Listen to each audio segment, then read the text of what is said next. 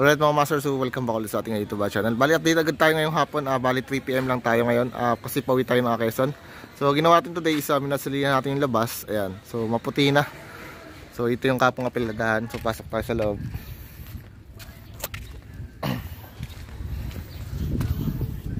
So yung mga kasamahan natin yung isa nag-i-empake na kasi pahuwi na. So dito naman mga master, ayan, bali naglinis na lang tayo rito sa labas natin. So pati yung loob natin dilinis na natin. So yung mga posibleng adaanan, isa inano natin at hinarangan muna natin siya. Para kahit pa paano isa meron tayong harang dito.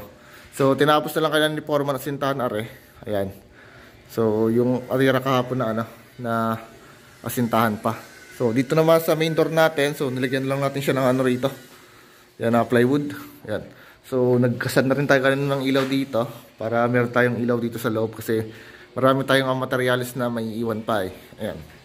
So may mga materialis na itong mga kakabit pa na may iwan. So baka mawala. So kailangan laging may ilaw dito. So sa taas naman. So dito naman sa taas mga master. So yung kapong piniladahan. So pinahiro na lang natin siya ng skim coat dito. Ayan. So yun lang. Bali in-update ko lang kayo today.